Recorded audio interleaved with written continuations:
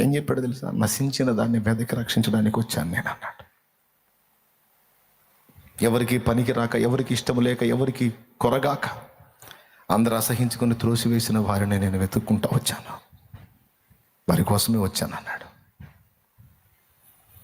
అది నా యేసయ్య మనసు.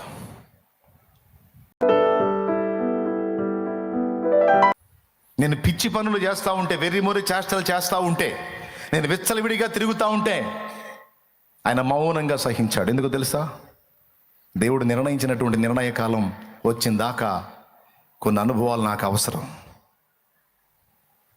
అందుకే నేను ఎగురుతుంటే ఎగరనిచ్చాడు, తిరుగుతుంటే తిరగనిచ్చాడు, ఆడుతుంటే ఆడనిచ్చాడు, పాడుతుంటే పాడనిచ్చాడు. నేను పడుతున్న పాటలన్నీ పడనిచ్చాడు. ఒక టైం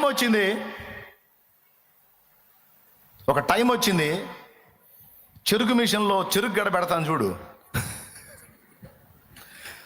చెరుకు మిషన్ తెలుసా మీకు? చూసారా ఎప్పుడన్నా? ఆ టైం వచ్చిందాక చెరుకు మిగిలిన చెరుకులతో కలిసి ఏంటకాయ బాగున్నావా, ఏందన్నా బాగున్నావా, ఏంది సంగతులు అనుకుంటా చట్టపట్టాలు వేసుకొని బాగానే ఉంటుంది. మనం పోయి నిలబడ్డప్పుడు ఇక దాని చేత పట్టుకుంటాడు, గుంపులోంచి లాగుతాడు బయటికి. అప్పటిదాకా అది గుంపులో కలిసి ఉంటుంది, ఆడుతుంటుంది, పాడుతుంటుంది. ఏదో ఇక చెరుకు భాష దానికి ఉంటుంది కదా, దానికి ప్రాణం ఉంటే మనకు అర్థమైపోద్ది అది ఏమేమి మాట్లాడుతుందో. ఆ సమయం వచ్చినప్పుడు ఆ గుంపులో నుంచి లాగుతాడు బయటికి. రెండోది ఏం చేస్తాడు? ఇక మెల్లగా మిషన్లో పెడతాడు. ఒక్క రౌండ్ అయింది. మిషన్లో పెట్టినప్పుడు నలిగిపోతుంటే ఆలేదు ఊలేదు, ఇక రసం దిగుతూ ఉంటుంది. ఆ దరికి తీస్తాడు. అమ్మయ్య, సగం అయిపోయింది, నా లైఫ్ అయిపోయింది, ఎట్లా వదిలేశాడులే అంటే మళ్ళీ తీసి ఈసారి మడత. దేవునికి స్తోత్రం కలిగి ఉన్నాం కాక.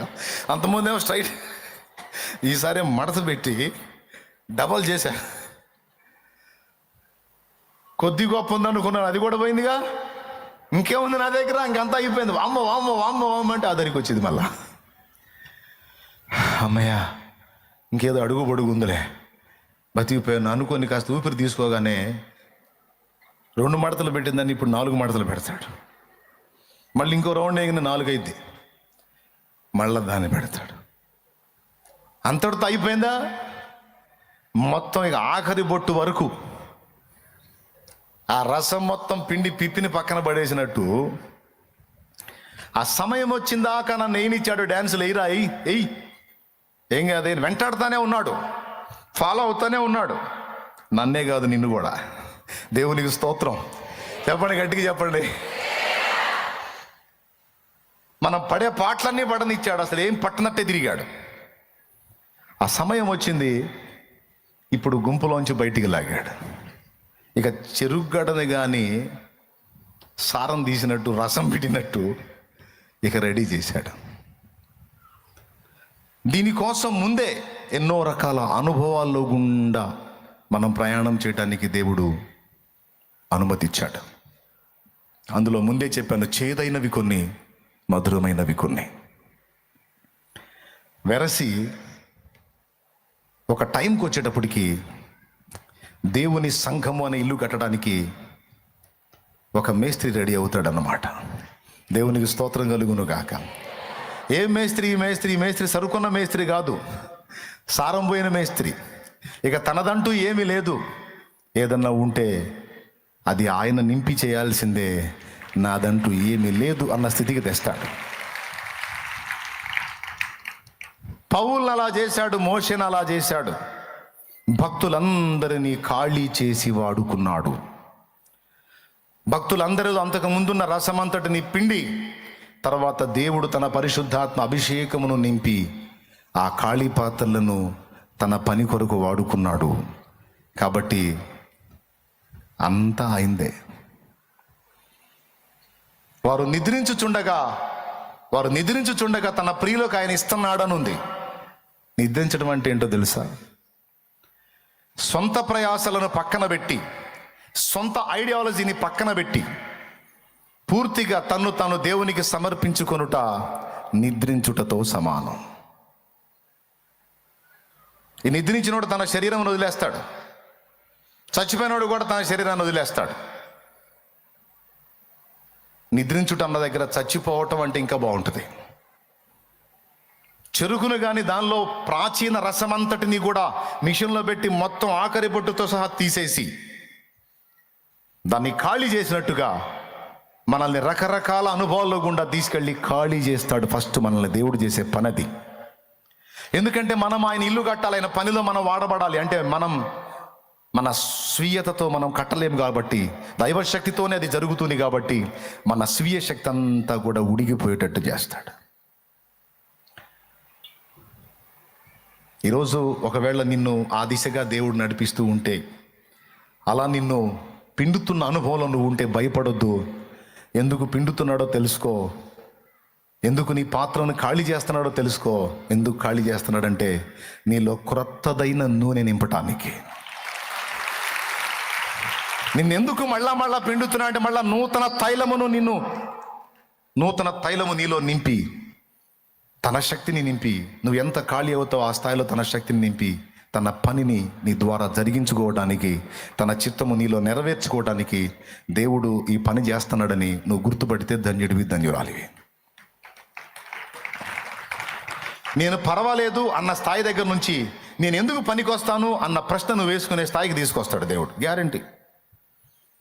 నేను ఇప్పుడు ఏం చెప్పాను చెప్పండి? ఏం చెప్పాను నేను?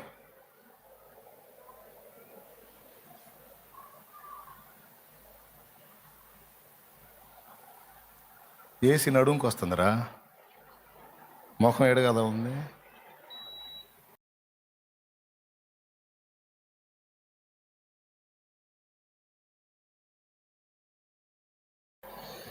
హలో, ఏం చేద్దాం, నరాల వీక్నెస్ వాటికి కూడా వస్తుంది.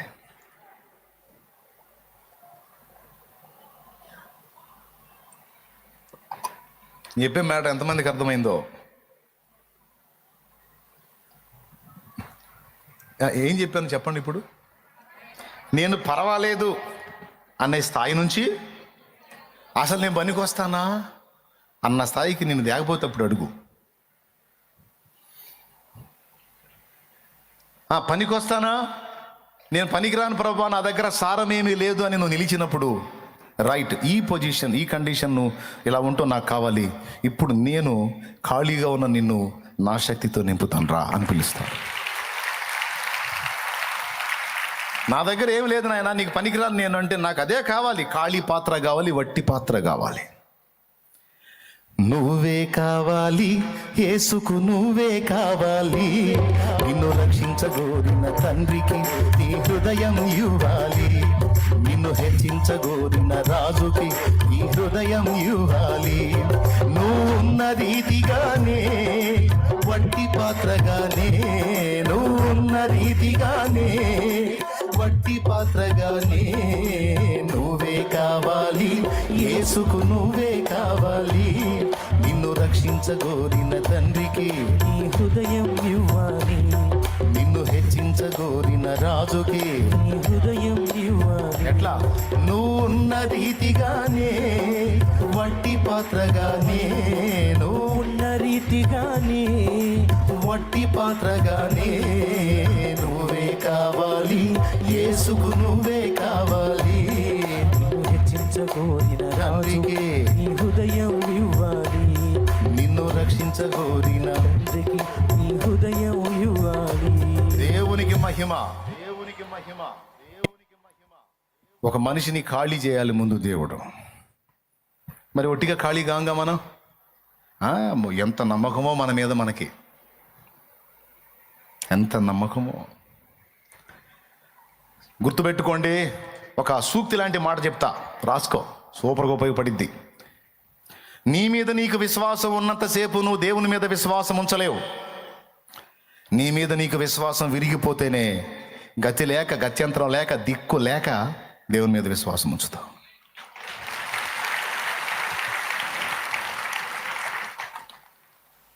అర్థమై కొట్టారా? ఏమర్థమైంది? నీ మీద నీకు విశ్వాసం ఉన్నంత వరకు, నీ మీద నీకు నమ్మకం ఉన్నంత వరకు నువ్వు దేవుని మీద విశ్వాసం ఉంచలేవు. ఏ కాడికి నువ్వే ట్రై చేస్తుంటావు. ఎప్పుడైతే నీ మీద నీకున్న విశ్వాసం విరిగిపోయిద్దో ఇంకా గతి లేదు, ఇక దేవుని మీదే విశ్వాసం ఉంచాలి. మరి ఆ స్థితికి ఒక పట్టాన నువ్వు నేను వస్తామా? మన తెలివి మీద, మన జ్ఞానం మీద, మన విద్య మీద, మన చురుకుదనం మీద, మన నైపుణ్యం మీద మనకెంత నమ్మకమో. అప్పుడప్పుడు చాలాసార్లు ఇతరులతో కూడా డైలాగులు వేసాం. నేను మామూలు దాన్ని కాదు, నేను మామూలోడిని కాదు అంటే అర్థం ఏందనుకున్నా? పెద్ద ముదురునని. ఈ డైలాగు నీ పక్కనోడు కాదు, నువ్వు చెప్పినోడు కాదు, ఆ పైన ఉన్నోడు కూడా వింటాడు. నేను మామూలోని కాదురో అనగానే, నిజమేరా నువ్వు మామూలోడి కాదు, నిన్ను మామూలోని నేను చేస్తాగా. స్తోత్రం. హలో. నేను మామూలు దాన్ని కాదంటే నేను చేస్తాగమ్మా, నిన్ను మామూలు దాన్ని చేస్తా, ఖాళీ చేస్తాగా అనుకుంటా. మనందరం వాడేవలేదా ఈ డైలాగ్? అబద్ధాలు ఆడుకొని చెప్పండి, ఎంతమంది వాడారు? లైఫ్లో ఒక్కసారి కూడా వాడలేదా? నేనేం పిచ్చిదాన్ని అనుకున్నావా? నేనేం తిక్కలోని అనుకున్నావా? నాకేం తెలివి లేదు అనుకున్నావా? నేనేం అమాయకుడిని అనుకున్నావా? అమాయకురాలను అనుకున్నావా? నేను మామూలు దాన్ని అనుకున్నావా? మామూలోని అనుకున్నావా? వాయమ్మో ఎంత ముదురో. ఈ డైలాగులన్నీ మనం వేసాం. ఇందులో ఏదో ఒక టైపులోనైనా వేసుంటాం డైలాగ్ ఇలా. మరి ఇప్పుడు నువ్వు మామూలుడి కాదు, మామూలు దాని కాదు, నిజమే అదొకప్పుడు. ఇప్పుడు కూడా అంతే ఉన్నావా? ఇప్పుడు డైలాగ్ మారిపోయింది. నువ్వు మామూలు దానివి కాదమ్మా, అమ్మో అన్నారు అనుకో, ఏముందమ్మా?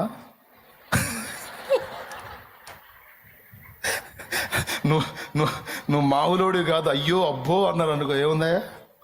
అయిపోయింది, ఏం లేదు. ఎందుకంటే నీలో ఆయన శక్తి నింపాలి, నీలో ఆయన జ్ఞానాన్ని నింపాలి, ఆయన వివేకాన్ని నింపాలి, ఆయన బలమును నింపాలి.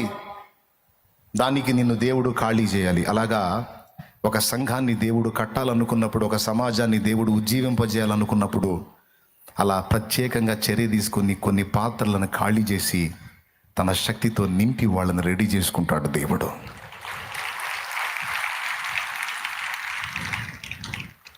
ఒక కుటుంబాన్ని కూడా చక్కగా దేవుడు ఆమోదించే విధంగా కట్టాలి అనుకున్నప్పుడు, ఒక సంఘమే కాదు ఒక ఫ్యామిలీని కూడా దేవుడు నిర్మించాలనుకున్నప్పుడు ఖచ్చితంగా దేవుడు ఇదే చర్య తీసుకుంటాడు. ఆ కుటుంబంలో వ్యక్తులందరినీ ఖాళీ చేయటం కుదరదు, ముందు ఆ ఫ్యామిలీలో ఒక వ్యక్తిని ఖాళీ చేస్తాడు. ఆ కుటుంబంలో ఒక వ్యక్తిని ప్రత్యేకంగా టార్గెట్ చేసి ఒక వ్యక్తి విరిగిపోయేటట్టు చేస్తాడు. ఒకవేళ నీ ఫ్యామిలీలో ఆ వ్యక్తివి నువ్వే కావచ్చు. ఒకవేళ నీ కుటుంబంలో తమ్ముడా ఆ వ్యక్తివి నువ్వే కావచ్చు. అన్నయ్య నిన్నే చేతపట్టు ఉండొచ్చు. అది సంఘానికో లేకపోతే నీ కుటుంబానికో. దేవుడు 3 నిర్మించాలి ఇప్పుడు. 1 సంఘము నిర్మించాలి, 2 మన కుటుంబాన్ని నిర్మించాలి, 3 మనల్ని నిర్మించాలి. మనల్ని నిర్మించేదే ఉంది, ఆల్రెడీ నిర్మించబడ్డాంగా. అంటే ఈ నిర్మాణం కాదు, మనలో యేసయ్యను పోలినటువంటి రూపాన్ని నిర్మించడానికి దేవుడు సంకల్పించాడు. యేసుకు కలిగిన సంపూర్ణతకు సమానమైన సంపూర్ణత మనలోనికి తీసుకొని రావడానికి దేవుడు మనల్ని కూడా నిర్మించబోనుకున్నాడు. దేవుడు చేపట్టిన నిర్మాణ కార్యక్రమాలు 3. 1 సంఘము, 2 కుటుంబం, 3 మనము. అర్థమైందా? ఈ 3టిని నిర్మించడానికి దేవుడు వ్యక్తులను ముందు సిద్ధపరచుకుంటాడు అని చెప్పాను నేను. ఇకపోతే సంఘాని కోసం అలా నన్ను రెడీ చేశాడని నేను అనుకుంటున్నాను. ఎందుకంటే నాకు నేర్పిన అనుభవాలు అలా ఉన్నాయి. చివరికి ఏ స్థితికి తెచ్చాడంటే, ఇక నేను బ్రతకటం వేస్ట్, ఇక నా బ్రతుకు అర్థం లేదు, ఇక ఏ విధంగా కూడా నన్ను నేను కాపాడుకునే పరిస్థితుల్లో నేను లేను అనే అభద్రతాభావానికి తీసుకొచ్చాడు నన్ను. ఆ తర్వాత చేతబట్టాడు. మోషేని అంతే తీసుకొచ్చాడు, అబ్రహాముని అంతే తీసుకొచ్చాడు, హనోకుని అంతే తీసుకొచ్చాడు, పౌలు అంతే తీసుకొచ్చాడు, కేఫాన్ అంతే తీసుకొచ్చాడు. సీమోను పేతురు నీకు తగను ప్రభు అని ఏడ్చాడు. ఒకప్పుడు నీకోసం ప్రాణం పెడతానన్నోడు తర్వాత నీకు తగనయ్యా అని వెలుపలికి పోయి సంతాపపడి ఏడిస్తే మళ్ళా వెంటబడి నీకు అర్థమైందిగా, తగను పనికిరాననే సంగతి నీకు అర్థమైందిగా. రైట్, ఈ కొలత నాకు కావాల్సిందే. నువ్వేందో నీకు అర్థం కావాలి. నీ మీద ఉన్న నీ విశ్వాసం అంతా విరిగిపోవాలి. అప్పుడు నువ్వు నా మీద విశ్వాసం ఉంచగలుగుతావు. ఇప్పుడు సంఘం కట్టబడాలన్నా, కుటుంబం కట్టబడాలన్నా, మనం నిర్మించబడాలన్నా కూడా మనకి విశ్వాసం కావాలి. అది ఎవరి మీద కావాలి? దేవుని మీద కావాలి. కానీ స్టార్టింగ్లో ఎవరి మీద ఎవరికి ఉంటుంది? మన మీద మరియు ఇతర వ్యక్తుల మీద ఉంటుంది. ఈ రెండు విశ్వాసాలు విరిగిపోవాలి. ఇతర వ్యక్తుల మీద మనకున్న విశ్వాసం విరిగిపోవాలి. అవునుగా మన మీద మనకున్న విశ్వాసం, దాని పేరే ఆత్మవిశ్వాసం అంటారు, విరిగిపోవాలి. ఇక దేవుడే మనకు కేంద్ర బిందువు కావాలి. పూర్తిగా దేవుని మీదే మనం ఆనుకునే అంతస్తుకు మనం చేరినప్పుడు దేవుడు మన ద్వారా 3 పనులు చేస్తాడు. మొట్టమొదటిది ఆత్మలను కడతాడు, 2 కుటుంబాన్ని కడతాడు, 3 మనల్ని కూడా కడతాడు. దేవుడు కట్టబూనుకున్న ఇళ్ళు 3 అన్నాను. 1, అందరు నోరు తెరిచి చెప్పండి, పద్దాకలు నేనాడు చెప్పి చెప్పండి. 2వది, 3వది. రైట్, నీ చేత సంఘం కట్టించకపోయినా, కుటుంబం కట్టించకపోయినా ముందు నిన్నైతే కట్టాలిగా, నిన్నైతే రెడీ చేయాలిగా. రేపు అక్కడ ఉండొద్దు, నువ్వు ఏసే పక్కన ఉండాలా లేదా? నువ్వు పెద్దగా చెప్పు. రైట్, రారాజు భూమి మీదకి వచ్చి, రారాజు అంతఃపురం నుంచి సామాన్య ప్రజానీకానికి వచ్చి రోడ్డు పక్కన ఉన్న బిచ్చగత్తని పెళ్లి చేసుకున్నాడు అనుకుందాం. ఎవరిని? రోడ్డు పక్కన ఉన్న ఒక బిచ్చగత్తని పెళ్లి చేసుకున్నాడు అనుకుందాం. ఏదో దయ కలిగింది, ఆ అమ్మాయి దీనంగా ఉంది, రోడ్డు పక్కన, పాపం ఒక సరైనటువంటి అందం కూడా లేదు, అదో రకంగా ఉంది. ఎందుకో ఇష్టమైందని అనిపించింది ఆయనకి. ఈ అమ్మాయిని నేను రాణిని చేస్తే, అంతఃపురానికి చేరిస్తే కృతజ్ఞత కలిగి బతికిద్ది అనిపించింది. మొత్తానికి ఆమెను రథం ఎక్కించుకున్నాడు, బిచ్చగత్తెని పెళ్లి చేసుకున్నాడండి. ఇప్పుడు బిచ్చగత్తెని పెళ్లి చేసుకొని రథం ఎక్కించుకొని ఆమెను ఉన్నట్టు తీసుకెళ్ళి అంతఃపురంలో కూర్చోబెడతాడా, లేకపోతే ఏమన్నా మార్పులు చేసుకుంటాడా? పెద్దగా చెప్పాలి. దేవునికి స్తోత్రం కలుగునుగాక. ఈరోజు మనకి యేసయ్యకు ఉన్న తేడా అదే. బిచ్చగత్తె ప్లేస్లో మనం ఉన్నాం, రారాజు యేసయ్య.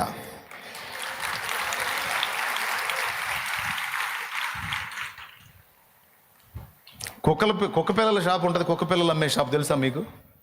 కుక్క పిల్లలు అమ్మే షాప్, కుక్కలు అమ్మే షాప్ అండి.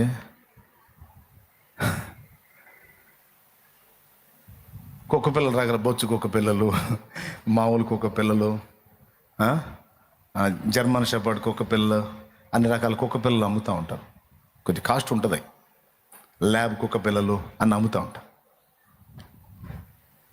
ఒక చిన్నోడు పుట్టినరోజు కాళ్ళ నాన్న, నీకేం కావాలరా అంటే, ఒక కుక్క పిల్ల కావాలి డాడీ అన్నట్ట. సరే పదరా అని చెప్పి ఈ కుక్కలు అమ్మే షాపుకి పోయాడు, కుక్క పిల్లలు అమ్మే షాపు. కానీ చిన్న చిన్న కుక్క పిల్లలు, ముద్దుకు బుజ్జిగా ఉన్నాయి, భలే ఉన్నాయి కుక్క పిల్లలు. ఆ షాపులో తీసుకెళ్ళి, కోరుకో, నువ్వు ఏది కోరుకుంటే నీకు ఇప్పిస్తే, ఈరోజు నీ బర్త్డే గిఫ్ట్గా ఇప్పిస్తారా, కోరుకో అన్నట్టు. తండ్రి ఒక పక్క వెతుకుతున్నాడు, మంచి మంచి కుక్క పిల్లలను చూస్తా. కొడుకు ఒక పక్క వెతుకుతున్నాడు, వెతికి వాడు పోయి ఒక దగ్గర బోన్లో కాళ్ళు 2 విరిగిన స్థితిలో, కదలలేని స్థితిలో పడున్న ఒక కుక్క పిల్లను కోరుకున్నాడు. దాన్ని తీసుకొచ్చాడు. డాడీ నాకు ఇది ఇప్పించవా అన్నాడు. ఆ షాప్ వాడు అన్నాడు, బాబు ఇన్ని అందమైన మంచి కుక్క పిల్లలు ఉంటే అది కాళ్ళు ఇరిగిపోయింది, సరైనటువంటి రూపం లేదు, దానికి వికారం ఉంది, తిండి లేక ఎండిపోయింది, రేపో మాపో సచ్చేటట్టుంది, అసహ్యంగా ఉంది, అదెందుకు పనికి వచ్చింది బాబు, దాన్ని అక్కడ పడేనానా, చచ్చిపోతే పడేస్తాం, నీకు మంచిది ఏదన్నా చూసి కొనుక్కో అన్నాడు. నాకు ఇదే కావాలన్నాడు. వాళ్ళ నాన్నకు ఆశ్చర్యం వేసింది. అరే ఇన్ని మంచిగా ఉంటే, నేను ఇన్ని చూస్తూ ఉంటే నువ్వు పోయి ఏంట్రా దాన్ని తీసుకొచ్చుకున్నావు, నువ్వు తెలివిగల్లోడు అనుకున్నాను, నువ్వు ఇంత పిచ్చోడు అనుకోలేదు నేను అంటే. లేదు డాడీ నాకు ఇదే కావాలన్నాడు. మంకు పట్టుబట్టాడు. చేసేది లేక ఎంత ఇవ్వాలి అంటే, ఎంత సార్ ఎంతో కొంత ఇచ్చేయండి సార్, అసలు ఏమి ఇవ్వైనా పర్లేదు, ఏదో మీకు తోచినంత ఇచ్చేయండి, తీసుకెళ్ళండి, దేవుని సచ్చేది ఏది అన్నాడు. ఏదో ధర చెప్పాడు, ఇచ్చేసాడు. బయటకు వచ్చాడు. ఏరా ఇంత పిచ్చోడివి నువ్వు, కాళిరిగిపోయింది, బక్క చిక్కింది, కురూపిగా ఉన్నది, రేపమాపు చచ్చే స్థితిలో ఉంది, దాన్ని కోరుకున్నావేరా దాన్ని కోరుకున్నావే, మంచి చాలా ఉన్నాయి కదా, అవి కోరుకోవచ్చుగా అంటే అప్పుడు ఆ చిన్నాడు అన్నాడు, డాడీ నా హృదయం నీకు అర్థం కాలేదు డాడీ, మంచిగా ఉన్నవి మంచివైనవి ఎవరైనా కొనుక్కుపోతారు, కానీ దీన్ని చూసినప్పుడు ఎవ్వరు ఇష్టపడరు. మరి దాన్ని ఎవరు తీసుకుంటారు డాడీ? నేను కూడా దాన్ని తీసుకోకపోతే దానికి దిక్కేవారు డాడీ, అందుకే నేను దాన్ని కోరుకున్నాను డాడీ అన్నట్టు. హృదయంగా కొడుకు మాట్లాడిన మాటలు తండ్రికి ఆశ్చర్యాన్ని కలిగించాయి. అబ్బా, నేనే తప్పుగా అర్థం చేసుకున్నాను, నిజమే, నా బిడ్డది ఎంత మంచి హృదయం. బాగున్న వాటిని ఎవడైనా కొనుక్కొని పోతాడు, కానీ దాని జోలికి ఎవడు పోడు కదా. ఎవడు కోరుకొనిది, అందరూ అసహించుకున్నది నా బిడ్డ తీసుకున్నాడు. ఇది నా బిడ్డ హృదయంలోని గొప్పతనం అని తండ్రి సంతోషంతో మురిసిపోయాడు. అది ఒక కల్పిత గాథ అయి ఉంటే అది కూడా నీ హృదయాన్ని కదిలించింది. కానీ ఒక యథార్థ గాథ చెప్పనా? ఆ కుక్క పిల్ల కంటే ఇంకా అసహ్యంగా ఉండి నశించిపోవడానికి దగ్గరగా ఉన్న మనల్ని వెతుక్కుంటూ దైవ కుమారుడు ఏం చెప్పాడు తెలుసా? నశించిన దాన్ని వెదకి రక్షించడానికి వచ్చాను నేను అన్నాడు. ఎవరికి పనికి రాక, ఎవరికి ఇష్టం లేక, ఎవరికి కొరగాక, అందరూ అసహించుకొని త్రోసివేసిన వారిని నేను వెతుక్కుంటూ వచ్చాను, వారి కోసమే వచ్చాను అన్నాడు. అది నా యేసయ్య మనసు. ప్రైజ్ ది లార్డ్, హల్లెలూయా. అయితే చిన్నోడు ఏం చేశాడో తెలుసా? దాన్ని ఇంటికి తీసుకెళ్ళి దానికి ఇంజక్షన్ చేయించాడు. ఆడేం చేశాడంటే కాళ్ళు పట్టకపోతే విరిగిపోయిన వదిలేశాడు. ఇక అది రోజు తిండి మానేసి జబ్బుతో బక్క చిక్కిపోయింది. ఈ చిన్నోడు ఇంటికి తీసుకెళ్ళి దానికి ట్రీట్మెంట్ ఇచ్చాడు. ఆ డాక్టర్ని కనుక్కొని దానికి మెడిసిన్స్ వాడి కొద్ది రోజుల్లో దాన్ని 2 కాళ్ళు మళ్ళీ లైన్లోకి వచ్చేటట్టు చేసి దానికి చక్కగా ఆహారం పెట్టి బలపరిస్తే ఆ కురూపిగా ఉన్న కుక్క పిల్ల అక్కడున్న అటన్నిటికంటే అందమైన కుక్క పిల్ల తయారైంది.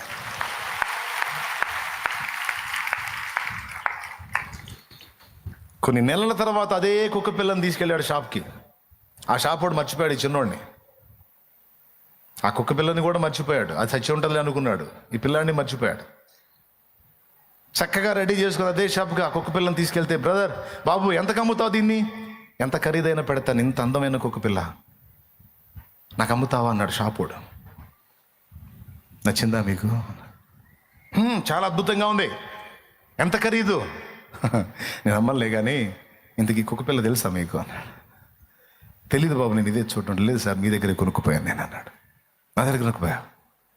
ఇలాంటిది నేను అమ్మలేదే అన్నాడు. లేదండి, కొన్ని నెలల క్రితం ఓ చిన్నోడు తండ్రితో బర్త్డే రోజు వచ్చాడు, కాళ్ళు విరిగిపోయిన కుక్క పిల్లని కొనుక్కుపోయాను. ఆడు పిచ్చోడు కాదు సార్, నేనే అంటే ఇదే ఆ కుక్క పిల్ల. ఆడికి ఆశ్చర్యం, అరే ఎంత బాగా చేసావు దీన్ని. ఈరోజు అలాంటి స్థితిలో ఉన్న మనల్ని చేతబట్టాడు యేసయ్య. చావుకు సమీపమై చచ్చిన స్థితికి వెళ్ళిపోతున్నటువంటి అసహ్యమైనటువంటి కుక్కల వంటి మనల్ని చేతబట్టాడు. చేతబట్టి ఇప్పుడు ఎందుకు రెడీ చేస్తున్నాడు తెలుసా? సింహాసనములో ఆయన పక్కన కూర్చోబెట్టుకోవడానికి రెడీ చేస్తున్నాడు మనల్ని.